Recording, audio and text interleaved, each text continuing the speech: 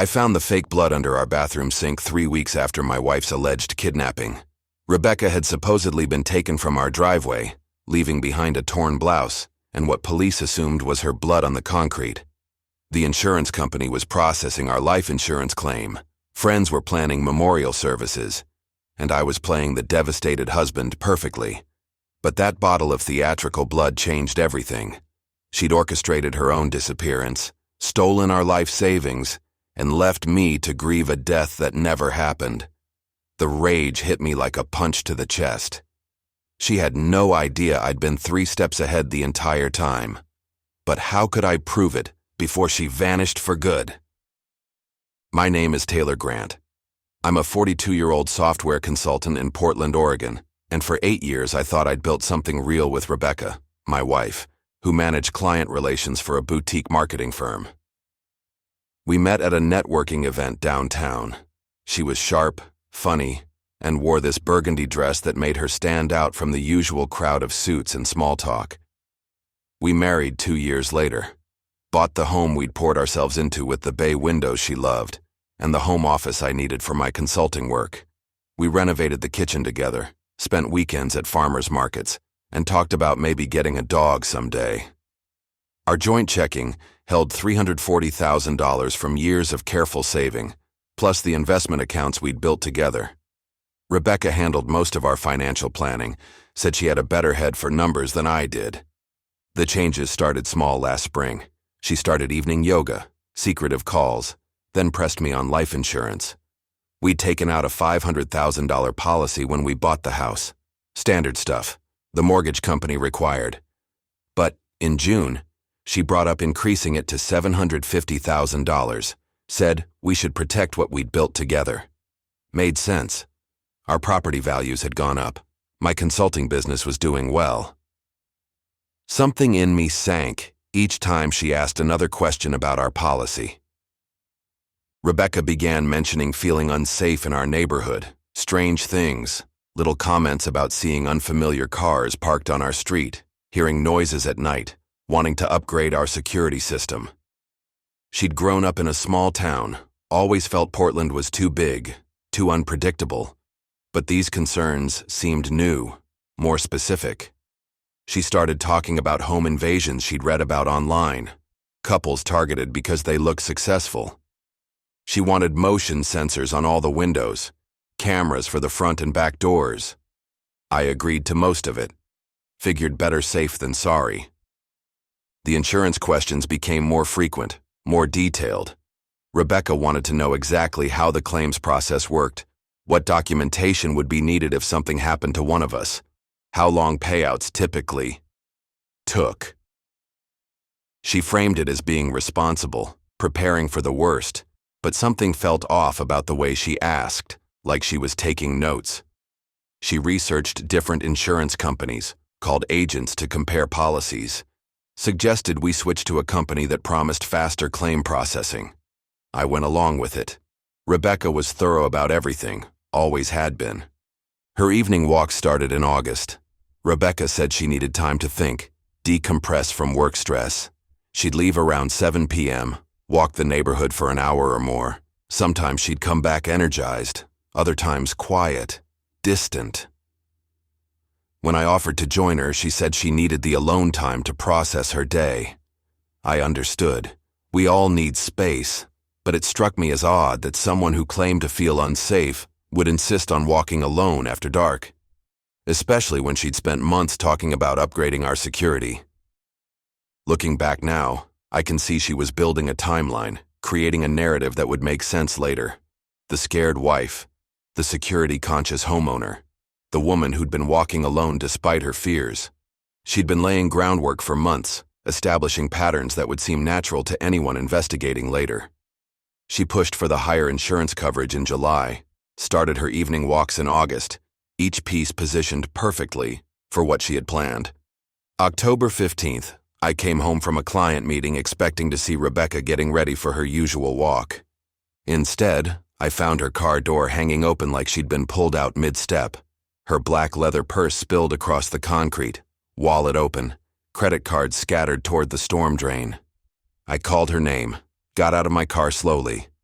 The silence felt wrong. Our neighborhood was quiet, but this was different, heavier. Her phone lay next to the front tire, screen shattered beyond repair. I picked it up, tried to turn it on. Nothing, just dead black glass in my palm. Dark stains covered the concrete near where the purse had fallen, reddish-brown spots that made my stomach drop. Still wet. Whatever happened here happened recently.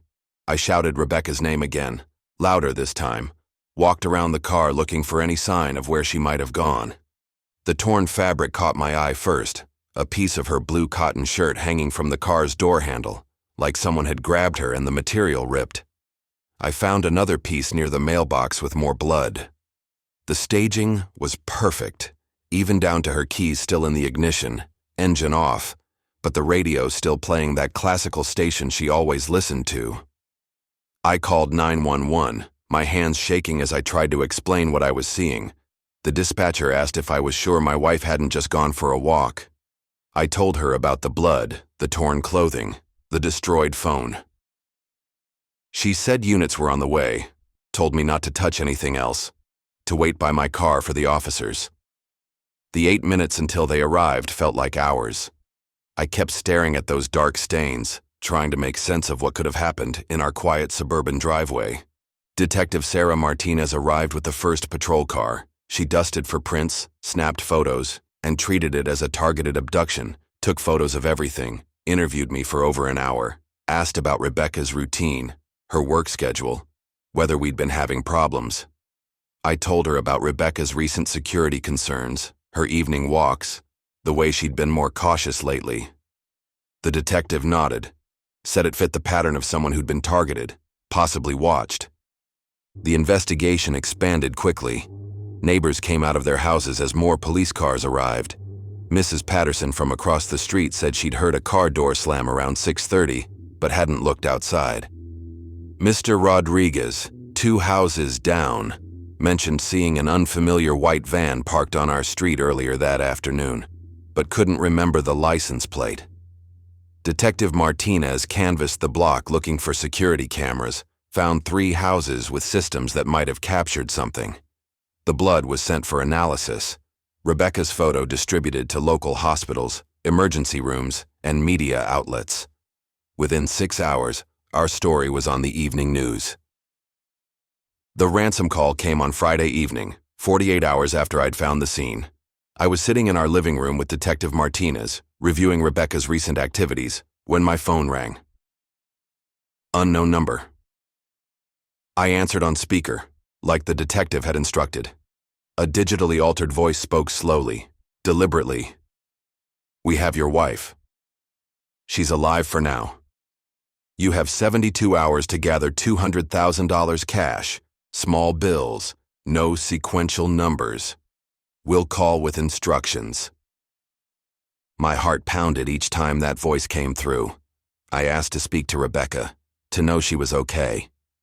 The voice said she couldn't talk right now, was resting. They claimed she'd been injured during the abduction, needed medical attention that would cost extra. Detective Martinez signaled for me to keep them talking. I asked what kind of injuries, how badly was she hurt. The caller hung up. Detective Martinez contacted the FBI for monitoring equipment.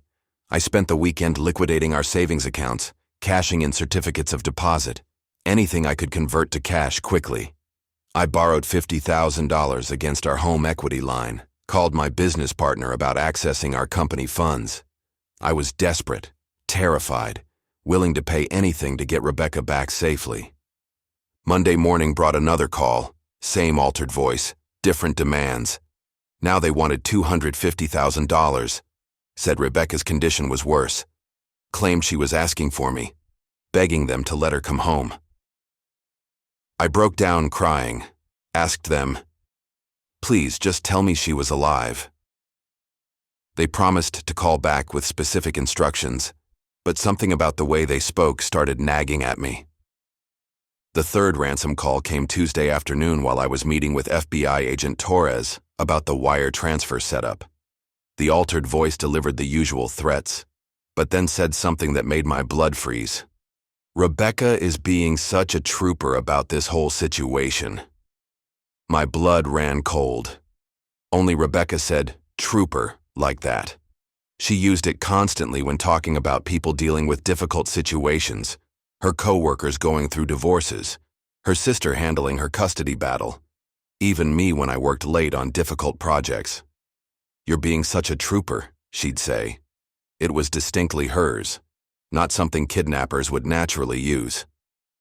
Agent Torres noticed my reaction and asked what was wrong. I told him about the phrase, and he made a note, saying we'd discuss it later. But I couldn't shake the feeling that something fundamental had shifted. The kidnappers shouldn't know Rebecca's personal vocabulary and shouldn't sound like they'd spent years listening to her casual conversations. I started logging every call for inconsistencies, paying attention differently to every word they used, every inflection in that digitally altered voice. The next call came Thursday morning. They knew our checking account balance down to the penny, knew we had a business savings account at a different bank, information that wasn't on any documents Rebecca would normally carry. They mentioned our home equity line by its exact account number and referenced the certificate of deposit we'd opened just 6 months earlier. These weren't details someone could gather from a stolen purse or random surveillance. These were numbers you'd only know from sitting down and reviewing statements together, planning finances as a married couple. The call patterns became impossible to ignore. It hit me.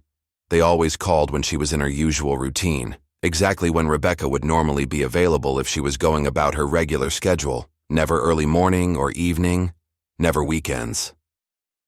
I mentioned this pattern to Agent Torres. He said kidnappers often had day jobs or other commitments, but something about it felt too convenient, too aligned with Rebecca's natural schedule. The kidnappers' demands became increasingly specific. They wanted money moved from particular accounts in exact amounts.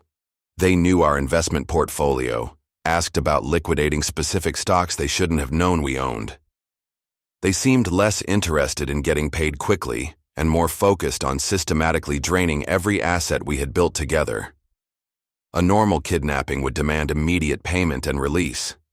This felt like someone with intimate knowledge of our finances working through a methodical plan. I fought against my own thoughts. I loved Rebecca, trusted her for 8 years, but logic kept pushing through the emotions. I wanted to believe she was helpless somewhere, needing rescue, but too many details didn't add up.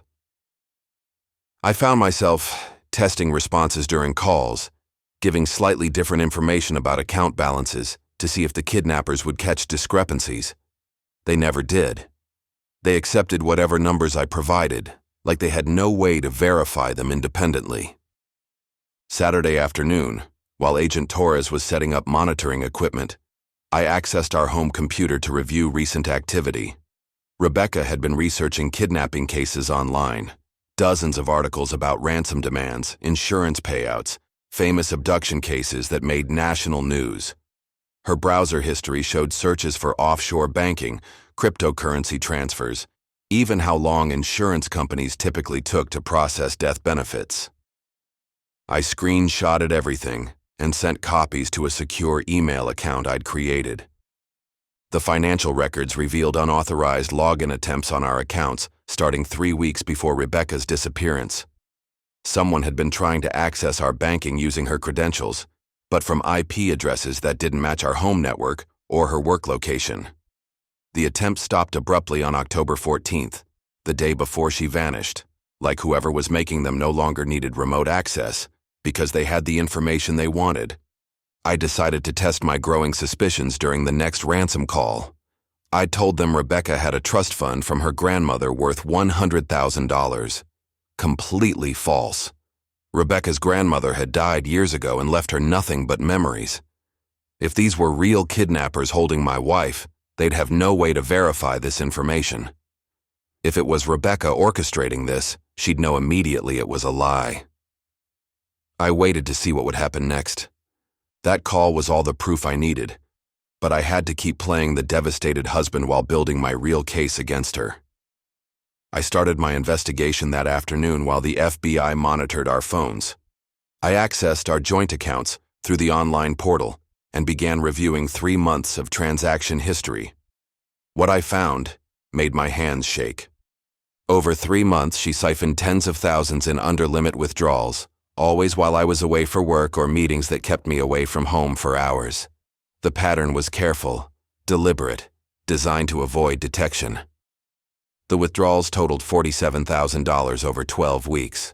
Money I'd assumed was going toward her yoga classes, new gym membership, the security system upgrades she'd insisted we needed. But when I cross-referenced the amounts with our actual expenses, nothing matched. Police had missed the second phone hidden in Rebecca's jewelry box, wrapped in a silk scarf behind her diamond earrings. Agent Torres said they'd searched thoroughly, but this was tucked in a compartment I'd given her for Christmas 2 years ago, designed to look like a normal jewelry case but with a hidden section for valuable pieces. I found it while looking for our insurance policy documents, needed copies for the FBI investigation. The phone contained months of messages that changed everything I thought I knew about my wife.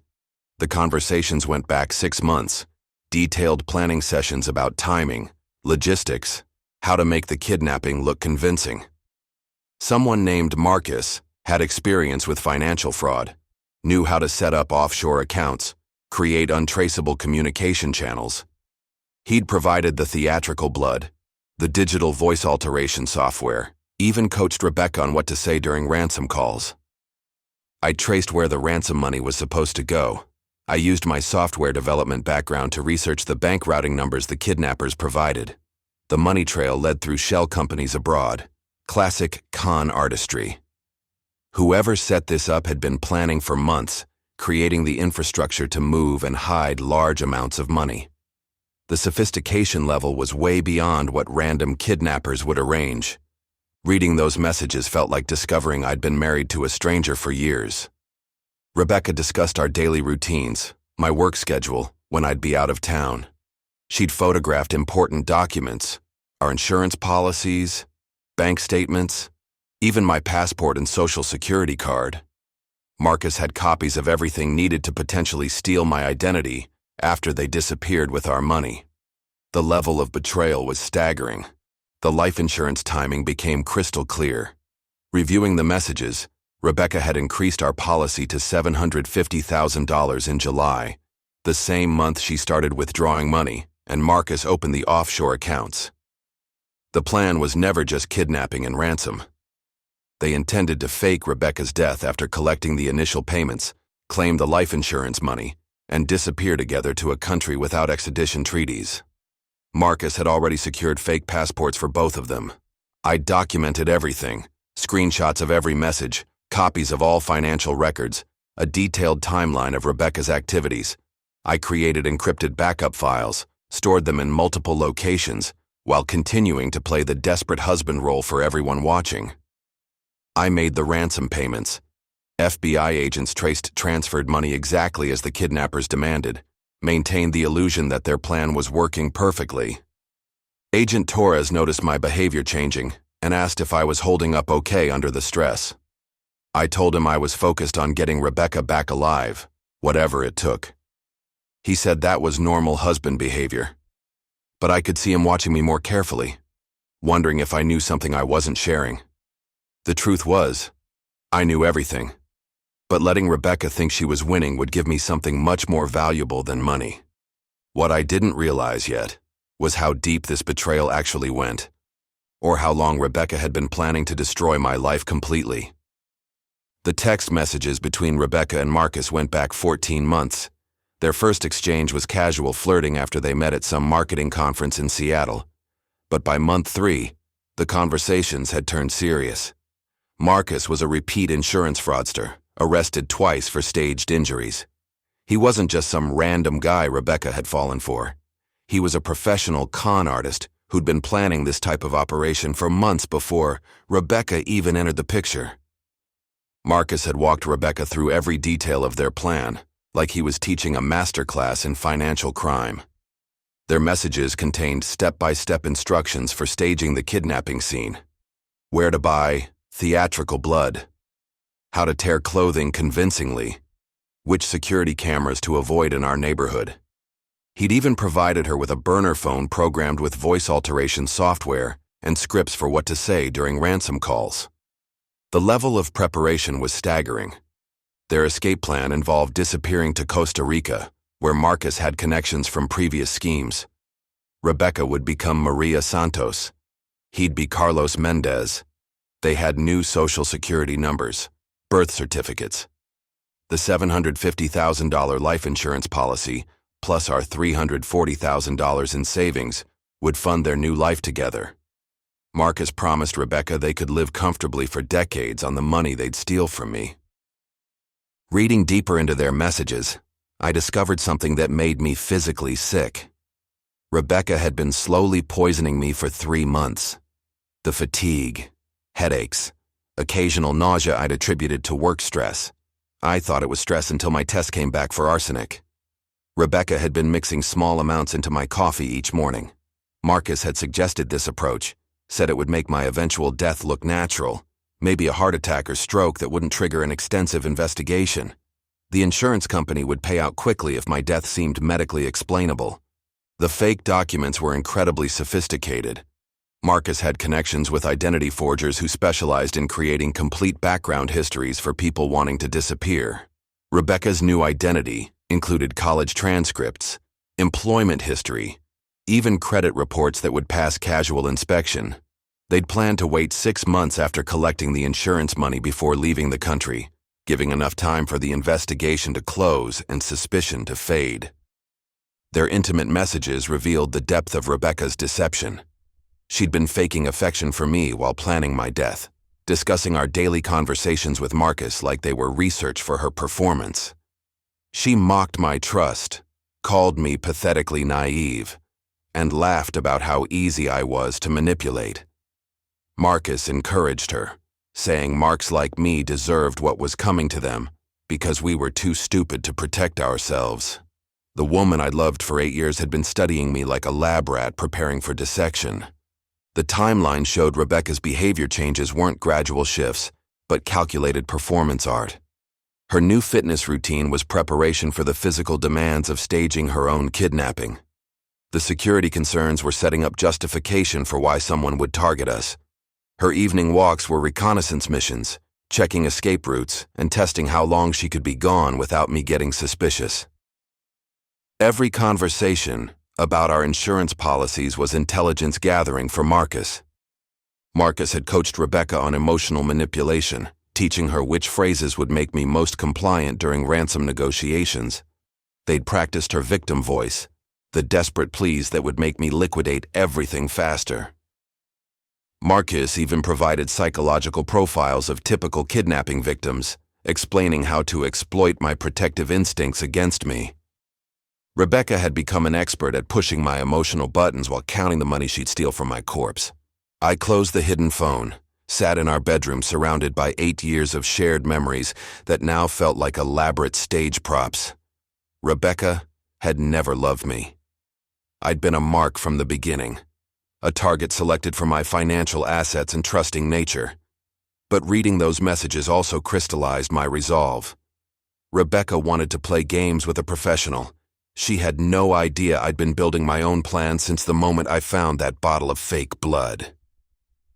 Agent Torres had no idea I was feeding him selected information while building my own parallel investigation. I'd worked with federal agencies before during my software consulting years and understood how they operated. They needed evidence that would hold up in court. I needed justice that would destroy Rebecca completely. So, I gave Torres enough cooperation to keep him satisfied while pursuing my real objective through channels he couldn't monitor or control. I maintained my devastated husband performance during our daily briefings, answered his questions about Rebecca's habits, and provided timeline details that supported their investigation. The FBI's approach was methodical but limited. They were focused on recovering Rebecca safely and prosecuting whoever took her. I had different priorities. I wanted Rebecca to experience the same betrayal she'd inflicted on me. I wanted Marcus to understand what happened when you targeted the wrong mark. My software background gave me access to digital forensics tools that law enforcement couldn't use without warrants. I traced IP addresses from Rebecca's hidden phone communications. Within days, I had their hideout. I continued making ransom payments exactly as the kidnappers demanded. Each wire I sent was secretly flagged by the FBI, building the case they'd never see coming. I appeared desperate, compliant, willing to pay anything, while actually helping construct the legal framework that would destroy them both. The irony was perfect. Rebecca thought she was manipulating me into funding my own destruction when I was actually financing hers. Testing Rebecca became my favorite part of each ransom call. I fed her false information about additional assets, accounts that didn't exist, family inheritances I'd supposedly hidden from her during our marriage. Each lie she accepted proved her involvement more definitively. Marcus would never know whether these claims were true, but Rebecca knew our finances intimately. She should have corrected obvious falsehoods. Instead, she played along, asked for documentation that would never exist, because the money never existed. Her greed made her sloppy. The digital evidence led me to a furnished apartment complex in Beaverton, 15 minutes from our house. Rebecca was living under a fake name, paying cash for a 6-month lease. Marcus had moved in 3 weeks after her supposed kidnapping.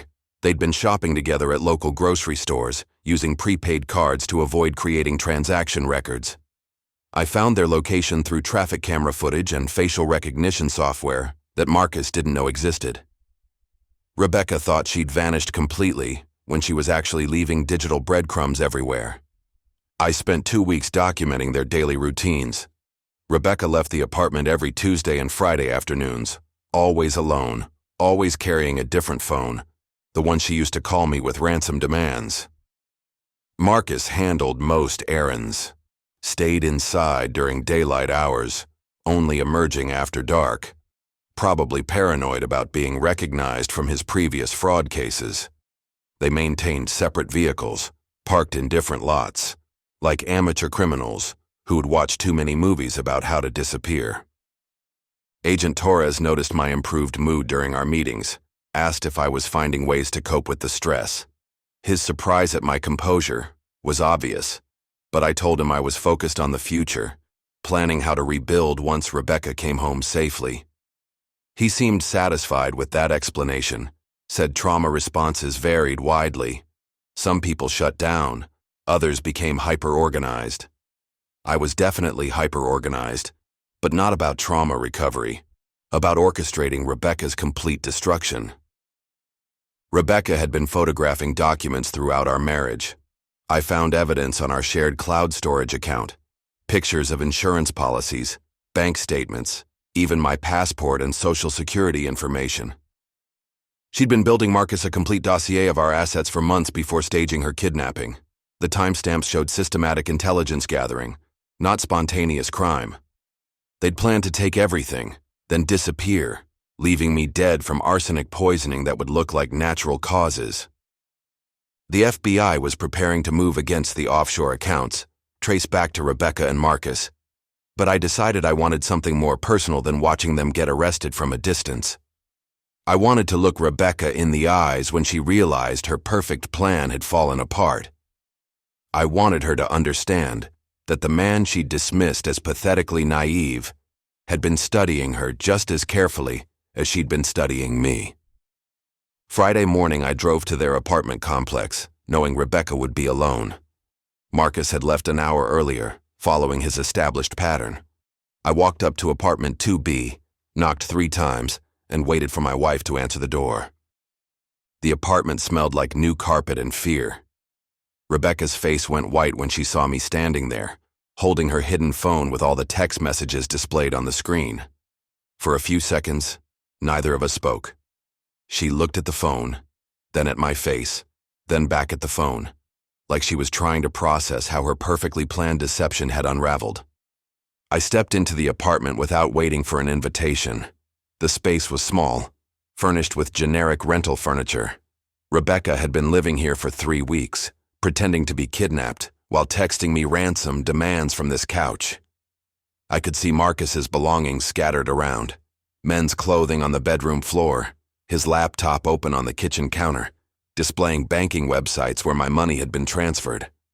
She finally found her voice, asked how I'd found her, tried to maintain the story, said Marcus was her captor, that she'd been forced to send those messages.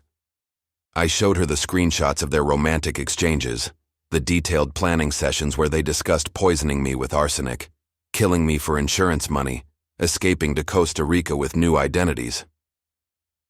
Rebecca's face crumbled as I read her own words back to her. The messages where she called me pathetically naive, mocked my trust in her, laughed about how easy it would be to steal everything I'd worked for. She stopped pretending, sat down heavily on the couch, stared at her hands like the weight of her deception had finally become too much to carry. Marcus chose that moment to return from whatever errand he'd been running. He opened the apartment door and froze when he saw me sitting across from Rebecca. His instinct was to run. He dropped the grocery bags he'd been carrying, turned toward the stairs, but Agent Torres and 3 FBI agents were already coming up behind him.